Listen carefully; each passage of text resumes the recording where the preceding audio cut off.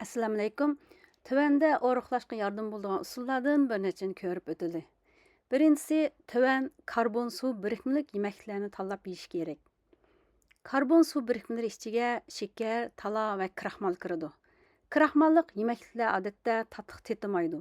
Amma kraxmal bolsa, nurg'unlagan şeker molekulası, yəni glikozining bir-biriga o'zaro ulanishi orqali shakllanadi. Şuna kraxmal yegəndə aşqazanda parçalanıb sap glikozga aylanadi və glikozu süptida qanğa kiridi və qandakı qan qəntini yuqori qilib etadi. Kraxmal qandakı qənt miqdarini şekerdinmi ko'rinarlik yuqori qilib etəlaydi. Şuna oruqlamoqchi bolsanız, cho'qim şeker və kraxmaldan bo'lgan yeməklərni yeyishni azlatishingiz, amal bo'lsa, bundaq yeməklərni yeyishdan saqlanishingiz kerak.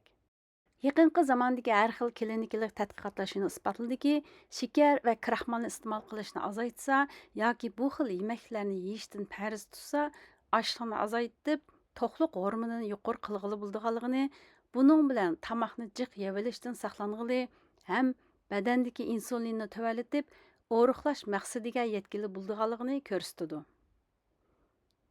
Ikkinchisi, yerlik bo'lgan tabiiy o'stirilgan a'lo sifatli yeməklarni iste'mol qilish. İmkon qadar pishiqlab ishlangan, o'rab qochlangan yeməklarni yeyishdan saqlanish kerak. Setib olish to'g'ri kelgandimi, tarkibiga qarab, badanga ziyonli tarkib bormi yo'q, ham qanchalik shakar qatilganligiga qarash kerak. Pishiqlab ishlangan yeməklar tarkibida shakar va tuzning miqdori ko'p bo'lib, bu yeməklar tarkibidagi shakar iste'mol qilingandan keyin insulinni o'rlitib etkashga o'ruqlash maqsadiga yetkili bo'lmaydi. Üçüncüsü, qo'rsaqingiz ochganda yeng. Navoda qo'rsaq ochmagan holatda ushshaq-tushak yemək yesangiz yoki bo'lmasa birarsining zo'rlashi bilan to'q qo'saq tamoq yesangiz, bu ortiq yeməklik udul mayga aylanib, badanda zapas saqlanadi. Buning bilan texmo samirishga ilib boradi. To'rtinchisi, meyve chivini bir vaqtda ko'p iste'mol qilishdan saqlanish kerak. Garchi meyve tarkibida tala, oksidlanishga qarshi turg'uchi va muhim vitaminlar bo'lsa-mu, meyvelarning tarkibida yana shakar bor. Taxminan meyve eg'irligining 10% atrofida shakar bo'lib, qolganlari ko'pincha suv. Masalan, apelsin yoki üzümni tetib ko'rsak, tatliq tetidi. Bu tarkibidagi meyve shakarining ta'mi. Navoda bir vaqtda ko'p iste'mol qilinsa, albatta badanga kirgan shakarning miqdori oshib ketadi. Bu meyve shakarlari udul jigarga kelib, may holatida jigarda saqlanadi. Buning bilan jigarni may qoplaydi. Muvofiq miqdorda meyve yeyish bo'libmi, tarkibida qand miqdori oz bo'lgan meyve-chiva, masalan, qarqat tipidagi meyvelarni yeyish tavsiya qilinadi. Bu xil meyvelar tarkibidagi suvda eriydigan talalar to'yinishni oshirishga yordam qiladi. 5-si, besimni azaytib, uyquni yaxshilash kerak. Asti xarakterlik besim va uyquning yetarlik bo'lmasligi badandagi kortisol hormonini yuqori qilib etadi. Bu hormon ishtani ichib, jiq yeyishga sabab bo'ladi. Uyqu yetarlik bo'lmasa, asalla tatliq yeməklərə bo'lgan intilishni keltirib chiqaradi. Ham chiniqish aktivligini tövallatadi.